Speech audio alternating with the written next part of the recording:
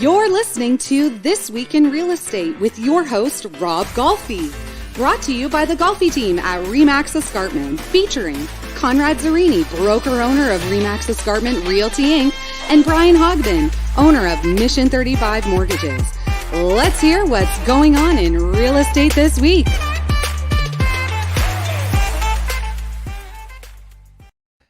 Okay, here we are, live online with Facebook and everything else out there. So for real live. Take two. Anyway, so Conrad, okay, I want to talk about a couple of things here. First, some shit happened to me this week, and then I'm talking to Brian before we go on the air, and there was some shit that happened to him. I couldn't believe we started laughing, but so. I own investment properties and just like you guys all do.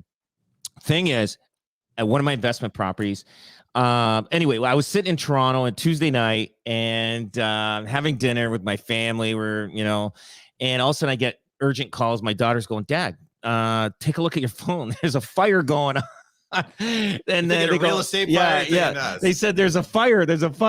I go, okay, so I call. And I first I called the tenant and I just said, "So what's going on?" And I didn't say a word. He could tell I wasn't really happy, but I wasn't saying anything. Like my normal self, if I was like 20 years ago, I would have raced down there and would have grabbed him and said, "You piece of crap. What are you doing?" Like, you know what I mean? Now it's just like, okay, what happened? And then I go, well, I go, his name was Bill. I go, "Bill, when you're cooking, you can't fall asleep." I go, so anyway, there was a grease fire in the kitchen. Okay. So half the house is burned down. And so anyway, so the fire department calls me and they said, "You know what happened?" And they asked me if I can get down there. I'm like 45 minutes to an hour away. I'm not ruining my night. I said, "I'm out of town." And they go, "Was there anybody else that can be here?" I go, "No, I don't know anybody else that can be there." They figure this real estate agent doesn't know anybody. I don't know. Yeah. But anyway, so thank God that this tenant has tenant insurance. Absolutely. Yeah. So my insurance guy says, "Rob, you better pray this guy's got it because it just gets uglier." Because I know if you have a fire, insurance companies, they have a tendency of canceling your policy after a fire, depending on the situation. Right now, I don't know if, because there's a tenant, he's got tenant insurance. I got the policy and everything. So everything is good there. He's in a hotel, whatever. But so now it's going to take probably 6 months to a year before this house is up and running again with COVID and everything else like that. So well, I think I talked to a friend about this because when you told me about this, I got a friend who's an insurance adjuster. And he said it perfectly because I did something that I almost don't want to admit to because it took me about. I just made the claim from about doing this 5 months ago. Did you leave some cigars unattended to in the house? Wendy's gonna kill me. This is just like okay. So my friend said to your point, he said insurance is for stupidity. Like it is for stupidity, right? Because what's the point of having insurance if they're not going to pay out for stuff like that? Right, and that tenant insurance is important. In my situation, it was a long weekend of July. And me and a bunch of friends were doing the fireworks. Oh, shit. So I put them on the dock, and it was raining outside. Like it was pouring down rain. We were doing the thing, and it was a lot of fun. And then I was like, "What do I do with these fireworks?" This should be a public service now, right? Now I was like, "What do I do with these fireworks?" And smart Brian's like, "Oh, it's wet. I'll put them in the garage by the garbage." Oh, jeez. We end up going to bed, wake up the next morning, bring the kids. We had friends down, bring the kids down to the dock. My friend's wife goes into the garage to get one of the pool toys. And she comes down. She goes, "Brian, I think there's something really wrong with your garage." And I said, "What?" She's like, "You better look. It started a fire in the middle and just incinerated everything in there. And thank God it was closed. Because it got no oxygen. It must have suffocated, right? So that fire was just contained in your garage? The wooden garage. It was like and your cottage is attached to this. No, it's not attached. So it was a detached. Oh, right. So the cottage was detached, but Wendy looked at me and was like, "You are such a donkey. Like you are the biggest donkey." And and I talked to my friend. And I was scared to make an insurance claim on this because I'm like, they're going to think you're the biggest idiot in the world. No, it's what it is. It's terrible. Like, have you ever had any insurance claims on any properties or anything? Oh yeah, a lot. For fires? Any? Well, not for no. Well, we get more. We get more slip. I We should have get more called slip you, and fall. Conrad, when that happened. Well, you know, it's funny. We just got one the other day, and it was they got called it a slip and fall, and it was in July. So, well, what was in July? Slippery, right? Yeah. So they said no. It's called a trip and fall, but they like we're thinking, how can anybody slip in July? Like we're thinking like it's just dry, but it was just looking for money. Looking for money. Well, you know what? And speaking about money, the one thing I learned about is for yours and for other ones, because we had clients who had total loss with a fire. You got to tell your bank or lender about it. If you think you're just going to get the money, it doesn't happen that way, because in the insurance policy, they have something called the loss payee clause. Whoever is secured on title of the house, it gets payable to Rob and Scotiabank. Oh, gotcha. So I should call my mortgage guy and say no or no. Well, okay, might be a little too late now. This is being called into evidence right now. Well, it was a big enough fire, but small enough fire that it didn't hit the news. I was looking at the Spectator the next day. Fire owned by Rob Golfi. Obviously doesn't take care of his properties that well. No, it'd be like a publicity thing. Fire sale. That's it. That's it. But it is important, because if it's a smaller fire, a lot of times they will just pay the person. Right. Do you know what I mean? My friend was telling me it's a little bit of a gray. This is a whole addition. It's got to be done. The whole thing. Yeah. You're going to get your lender. The house has got to be redone. Actually, you know what? I'll have a newer house, and I think I just gained some equity because of it, because it needed a new. Anyway, and the lesson here is though, people got to get that. Make sure that their tenants have tenant. You know what? I'm gonna on send an annual basis. You gotta get proof of that every year, right? That's key. You know what? I'm going to do that and make sure they got tenants insurance, because I guarantee it. Some of my tenants don't have tenants insurance. I'm going to say, in order to stay, you're going to have that. And I need a copy of the policy. Well, because then they get leverage, right? Because in that fire situation, if they didn't have tenant insurance, I could say, listen, and say, well, if your tenant doesn't, you own investment property, the tenant can say, well, where do I go, Brian? Well, you're on your own, buddy. Rob? You're on your own. And then now you're the bad landlord kicking somebody out after a fire. Yeah. Oh, yeah. So, okay, enough about the fire. So, Conrad, this fall, October, and currently as we speak right now. Well, where goes the phone? Another sale. There you go. So, okay. Hey, brother. Hey. he had to hang up on him. Yes, unfortunately. He's going to call you back. He's going to call you back. So anyway, we have another, you know how our spring markets are crazy and robust? Yeah. Okay. We just experienced even better than the spring market of this year. Yeah, Mark, I'm going to tell you something, Rob. Your intuition was bang on. Your gut feeling on this, but it's amazing. It's not everywhere. It's kind of interesting. Yes. You know, it's not everywhere. Like, so I found a pattern. I think anything along the QEW, your Burlington, Stony, like I'll tell you, Stony Creek, you've got like maybe a half-month supply. Burlington, you have a half-month supply. Back in March, it was closer to a month supply, right? And that's the thing. And then the month inventories are down like 30%, where they were down 15% in the spring. So you're 100% right. What, there was a 9% increase in Canada in the month of October. It's crazy. Yeah. It's crazy. Like I can't believe it. So I'm looking here. March of this year versus October in Hamilton and surrounding areas, that's including Ancaster, Flamborough, Waterdown, and Stony Creek, 7% increase. We're talking, how many months is that? 2, 3, 4, 5, 6, 7, 8 months. Yeah. 7% increase. Now in Burlington, 6% increase from March till October. And look at Niagara. I went from March, but actually Niagara, April was their better month than March. But if I went to March, 15% increase, and insane.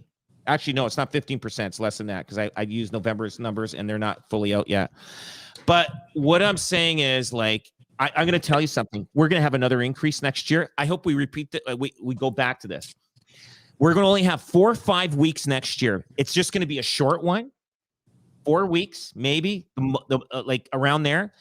In March next year, Buy now, close first middle of February, put it up for sale 1st of March, and you'll make probably 7%, 8% on what you bought.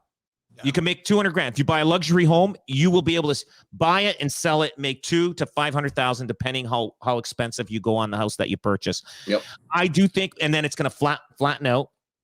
There is going to be a growth next year, and I think we're going to have that little spike. There is no inventory at all. We have less inventory now than we did in the spring. And there's the buyers are just out there. And you know what? The interest rates are going to fuel that FOMO too, that fear of missing out, because January, February, March, that's when we're going to start seeing the rates hike. And as soon as we see the rates hike, people are going to be diving in more. That using up their rate locks, their pre-approval. Oh yeah, huge and they'll say, I got to buy, and that'll drive it up even more. I agree. Insane. Like Conrad, you know stats better than anybody I know. Better like. What's your thought? Like, what's your predictions and thoughts? Well, I'm it's funny. I thought things were going to level off this fall, and they didn't. So I'm actually just doing all the numbers now for Hamilton, Burlington, and Niagara, and I'm looking at a 15 to 20% increase next year. Yeah, I say that. You mean from like you're talking about year over year? Yeah. I think you're probably right. I believe that because like inventory is never going to change. Like, no. We're going to be short for a long time. We're going to be short all year next year, probably even more. Yeah. And I think you're right. I think this market is just going to keep going. But it will stop eventually. Forget the interest rates. The interest rates will slow it down. Yep. But the money's out there. I think the only thing is a black swan event. If a black swan event comes along through government intervention where they end up making a rule to slow down or curb investors or things like that, but that's not really a favorable thing to put into play. But I think that's the only thing that we can't predict. Yeah, like and they were saying foreign buyers is not a huge percentage, really. And it's not a huge percentage, I don't think, in the Hamilton, Niagara. I'm not sure Burlington, but I don't think it is. No, we don't see a lot of it. Maybe around McMaster, you get students and stuff like that, but we don't get that much more. The other little factor is that Toronto has now instituted inclusionary zoning. So what happened was all these developers got all their applications in. Okay. I was with a developer last night, did 2,800 units in before the inclusionary zoning came in. And they're talking about once this inclusionary zoning is in, most developers are going to stay out of it. So we're going to see again another problem with new builds and a supply issue coming down the pipe. Right. So it's just this, you're talking, we got a ton of runway about inventory. Oh yeah. It's never going to end. You know what, right now, but it's hard though. Cause right now is a tough time for investors because they want to dive in, but they don't know where the end is. We don't know. Nobody knew, right? Nobody. Well, I think when you're investing in real estate, like my philosophy has always been that sort of Warren Buffett strategy: buy and hold and forget about it. And that's my strategy. And I think if you do that, if you're an investor, like I would be more nervous to time the market, even though I feel in my blood that we're going up. But with buy and hold, you can't go wrong. You can go through the dips and valleys. Exactly. Hold it. And you got the rental income coming in to support it. You'll never go wrong. Buy and hold is my and variable, right? Yeah. Yes. Yeah. No, it's variable. It's awesome. But so I was talking to a guy yesterday. He builds luxury homes in Niagara on the Lake, St. Catharines, depending on where it is, and he sells them. But I says, yeah, but like if you start right now digging for a luxury home, it's a year, maybe more, but a year, 6 months to a year before you're finished. Okay, landscaping and everything. You know how fast markets change? Like he goes, yeah, I know. He goes, and then I remember, like, look at the luxury market, Conrad. Like, isn't it insane? Like, well, yeah, it was building, bubbling, but I think COVID really accelerated it. We're seeing older people, like people in their 70s and 80s, buying up. Buying a knockdown because they want it all, because they're saying, I'm not doing the vacation as much and I don't really miss it as much, but I really want a great surroundings the rest of my time. Like a lot of people were going away to escape, their home and stuff like that. Now people want to embrace their home and not escape it. And obviously when you see up north and what's happened there as well, people want to embrace their own properties, and it's going to be a while before they really get it out of their system and start feeling safe traveling on a cruise and all that kind of stuff. So a home has become a real staple in people's lives right now, right? Do you think the luxury market will change back to the way it was before? You know, remember when you put a luxury listing on the market, it could take 6 months to a year to sell. Like, remember those days? Yeah, no, you're right. Long ago. I Like, don't see it for a while. Like, you know, when we think we have 8 times the amount of savings in yeah, bank accounts than we've ever had, it's 8 times the amount of the average time. So that's a lot of savings in the bank, 300 billion of it. That's something. Where's that money going to go? I'll tell you something. I heard something. A place just closed in Burlington. It was a knockdown. It just closed 2 weeks ago. They put it for sale, and if I tell you what they got, it's like something like 400,000 more than they paid in 1 month. So see that now I'm saying the same thing. Buying a luxury home now, close at the beginning of February, put it back up for sale 1st of March. Well, it's so different than buying the new homes. You will make money. You will make money. I got to play this back in March next year. No, I think, Rob, you're 100% right. You're intuitive on this. I think the knockdown market is exploding now, like exploding. Oh, especially in Burlington. Yeah, in Burlington. It's over 20,000. Last month it was 20,000 a front foot. Now it's 22,000 a front foot. It's gone up 10% in 1 month. A front foot. Insane. So it's going to be an interesting time out there. People they're loving their home, and they want it all now. They want it all. Yep. People got the money up there. So guys, listen, thanks for being on, and have a great weekend. Listen, we got Brian Hodgman here with Mission 35 and Conrad Zerini with Remax Escarpment in Niagara. Guys, have a good weekend. Thanks. You too. Thanks, guys.